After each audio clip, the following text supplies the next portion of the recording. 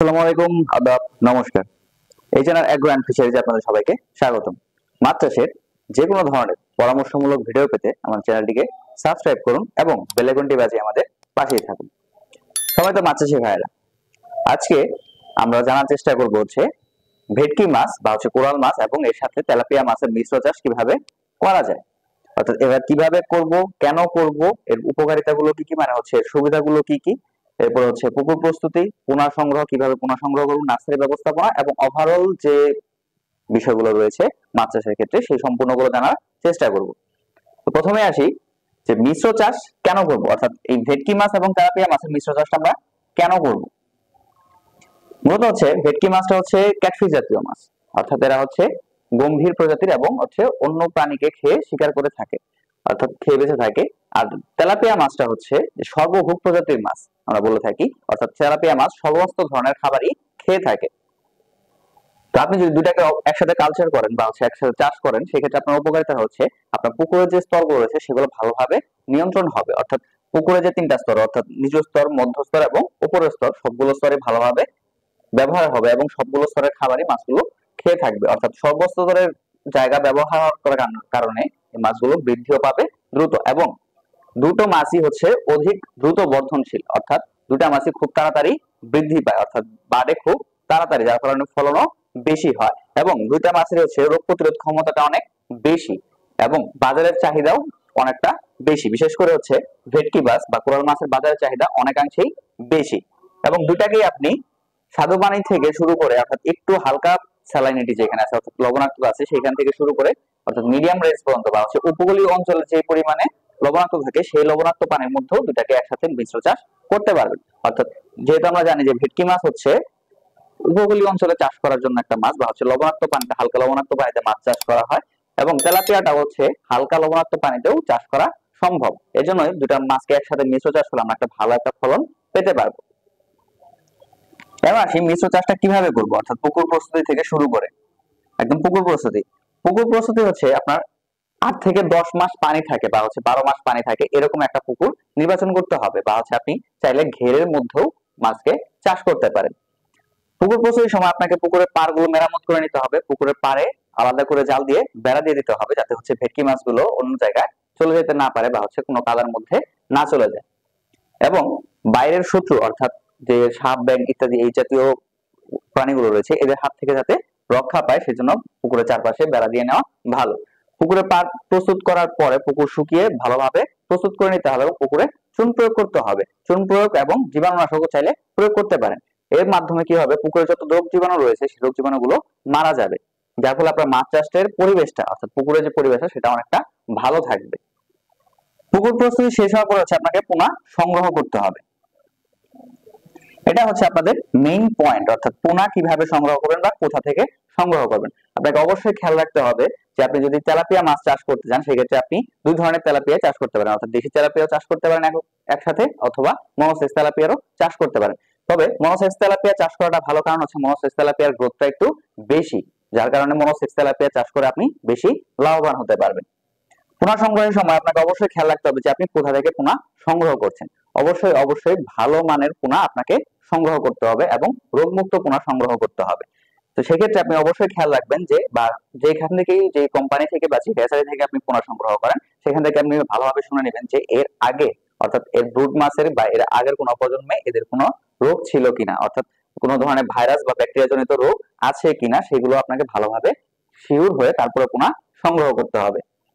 পোনা সংগ্রহ করার পরে আপনাকে পোনাগুলোকে নার্সিং করতে হবে।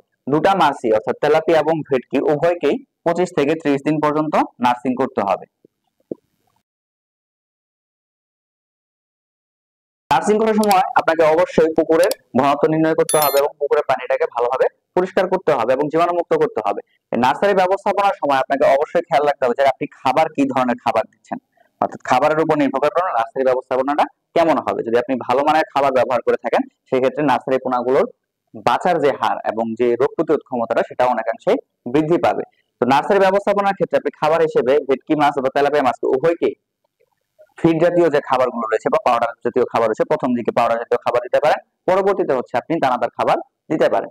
এছাড়াও আপনি ভেটকি মাছকে যখন একটু বড় হয়ে যাবে বা কয়েকদিন পর থেকে আপনি ছোট যে চিংড়িগুলো রয়েছে বা কচু চিংড়ি আমরা বলে থাকি, সেই ছোট জাতীয় চিংড়িগুলোকে আপনি খাবার হিসেবে ব্যবহার করতে পারেন। তো নার্সারি করার পরে অবশ্যই অবশ্যই তেলাপিয়ার পোনাটাকে আগে পুকুরে দিতে হবে। কারণ হচ্ছে তেলাপিয়ার পোনার সাইজ যদি ছোট থাকে এবং ভেটকি মাছের পোনার সাইজ যদি একটু বড় হয়ে থাকে, সেক্ষেত্রে ভেটকি মাছের পোনাগুলো তেলাপিয়া মাছকে খেয়ে ফেলবে, যার কারণে আপনার তেলাপিয়া মাছ পুকুরে সংখ্যাটা কমে যাবে এবং মাছ চাষটাও লাভবান হবে না। সেক্ষেত্রে অবশ্যই অবশ্যই তেলাপিয়া মাছটাকে কমপক্ষে 7 থেকে 10 দিন আগে পুকুরে ছাড়বেন। ছাড়ার 7 থেকে 10 দিন আগে পুকুরে তেলাপিয়া মাছটাকে ছাড়তে হবে।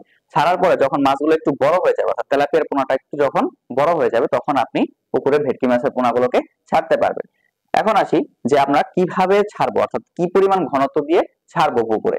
সেটা হচ্ছে তেলাপিয়া মিশ্র চাষের জন্য 1:3 বা হচ্ছে 1:4 অনুপাতে আপনি মাছ ছাড়তে পারবেন। সেক্ষেত্রে হচ্ছে মানে 1 হচ্ছে আপনার ভেটকি মাছের সংখ্যা এবং 3 বা 4 হচ্ছে আপনার তেলাপিয়ার সংখ্যা। যদি আমরা ধরি যে ভেটকি মাছ যেহেতু আমরা হচ্ছে খাবারের উপর নির্ভর করে চাষ করি, অর্থাৎ সম্পূর্ণভাবে যদি আমরা সম্পূরক খাবারের উপর নির্ভর করে চাষ করি, সেক্ষেত্রে আমরা প্রতি শতকে 250 থেকে 300টি করে ভেটকি মাছ দিতে পারবো। সেক্ষেত্রে যদি আমরা 250 থেকে 300টি হিসাব করি, তাহলে 1:3 যদি আমরা হিসাব করি, অর্থাৎ যে পরিমাণ মাছ আমরা ভেটকি মাছ দেবো তার 3 গুণ পরিমাণ হচ্ছে তেলাপিয়া মাছ সেখানে চাষ করতে পারবো। সেক্ষেত্রে আমরা যদি 300টা পরিমাণ ধরি যে 300টা মাছ আমরা প্রতি শতকে ছাড়তে পারবো, সেক্ষেত্রে আমরা তাহলে 300কে যদি আমরা 4 দিয়ে ভাগ করি তাহলে আসে হচ্ছে 75, অর্থাৎ আমরা প্রতি শতকে 75টি ভেটকি মাছ এবং 225টি তেলাপিয়া মাছ ছাড়তে পারবো, বা হচ্ছে 200 থেকে 225টির মতো তেলাপিয়া আমরা প্রতি শতকে দিতে পারবো। এর সাথে 75 থেকে 80টি করে আমরা ভেটকি মাছ প্রতি শতকে সরবরাহ করতে পারবো। অবশ্যই চেষ্টা করবেন যে এর থেকে বেশি যাতে না দেওয়া। যদি আপনার একান্ত হচ্ছে আপনার যদি অ্যারেটরের ব্যবস্থা থাকে বা হচ্ছে আপনার আধুনিক যত ব্যবস্থাগুলো রয়েছে সেই ব্যবস্থাগুলো যদি থাকে, তাহলে আপনি এর সংখ্যাগুলো বাড়িয়ে দিতে পারবেন। আর যদি না থাকে, সেক্ষেত্রে আমরা বলবো যে এর থেকে বেশি ঘনত্ব দেওয়া ঠিক হবে না। কারণ হচ্ছে এর থেকে যদি বেশি ঘনত্ব দিতে চান, তখন তাদের মধ্যে হচ্ছে একটা জায়গা বা খাদ্যের জন্য একটা কম্পিটিশনের সৃষ্টি হবে বা হচ্ছে প্রতিযোগিতার সৃষ্টি হবে, যার ফলে মাছগুলো ভালো বৃদ্ধি হবে না, মাছগুলো সহজেই রোগাক্রান্ত হয়ে পড়বে। তো এরপরে আসি মাছের খাদ্য ব্যবস্থা, অর্থাৎ কি কি ধরনের খাবার আপনি ব্যবহার করবেন। তেলাপিয়ার জন্য যেহেতু আপনাকে খাবার ব্যবহার করতেই হবে, কারণ হচ্ছে তেলাপিয়া মাছটা বেশিরভাগই হচ্ছে বাইরের খাবারের উপরে নির্ভরশীল হবে। আর যেহেতু আপনি বাণিজ্যিক ভাবে চাষ করছেন, সেক্ষেত্রে আপনাকে অবশ্যই অবশ্যই বাইরে থেকে খাবার সরবরাহ করতে হবে। এখন আসি তেলাপিয়া মাছের জন্য আপনি যে খাবারটা ব্যবহার করেন, তেলাপিয়ার যে খাবারগুলো রয়েছে সেই খাবারও ব্যবহার করতে পারেন, বা ফিড জাতীয় খাবারগুলো যে কিনতে পাওয়া যায় বাজারে, অথবা আপনি হাতে বানানো খাবারও ব্যবহার করতে পারেন। সেই সাথে আপনি ভেটকি মাছের খাবারও ব্যবহার করতে পারেন।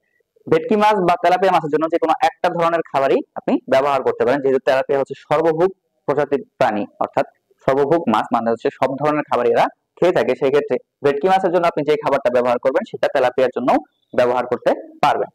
এই জন্য আপনাকে বাড়তি খাবারের প্রয়োজন পড়বে না।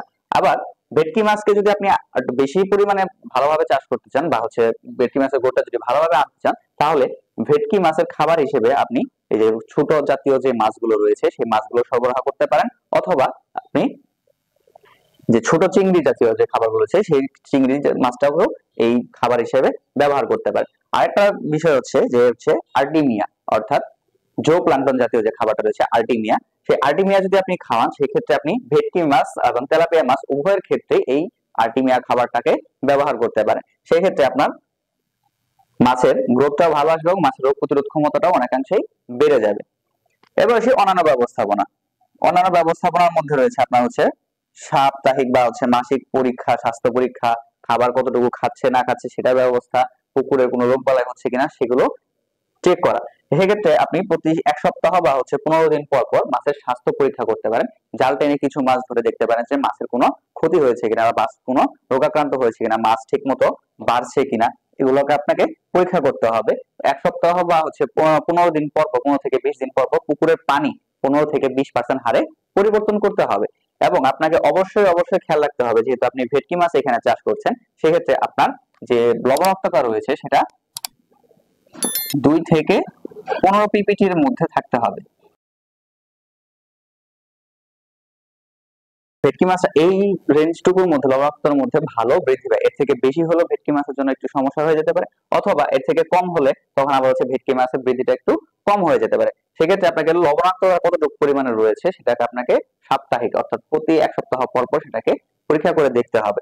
পুকুরের তাপমাত্রা বা হচ্ছে পিএইচ এবং অন্যান্য যে গুণাবলীগুলো রয়েছে যেমন হচ্ছে টক্সিসিটি বা হচ্ছে টক্সিক যে গ্যাসগুলো রয়েছে সেই গ্যাসগুলো প্রতি সপ্তাহ এক সপ্তাহ অন্তর অন্তর অথবা 15 দিন অন্তর অন্তর পরীক্ষা করে দেখতে হবে যে সবকিছু ভালোভাবে রয়েছে কিনা। অর্থাৎ আপনার মাছ চাষকে সম্পূর্ণভাবে ভালোভাবে রাখতে হবে এবং মাছ চাষের জন্য যে পরিবেশটা রয়েছে সেই পরিবেশটাকে সবসময় ভালো রাখতে হবে। এরপরে আসি আহরণ এবং বাজারজাতকরণ। যদি আপনি ফিডের উপর নির্ভর করে মাছ চাষ করেন অর্থাৎ ভেটকি মাছ চাষ করেন সেক্ষেত্রে আপনার 7 থেকে 8 মাস বা হচ্ছে 9 মাস পরে প্রত্যেকটা মাছের ওজন আসবে 1 থেকে 1.5 কেজি করে।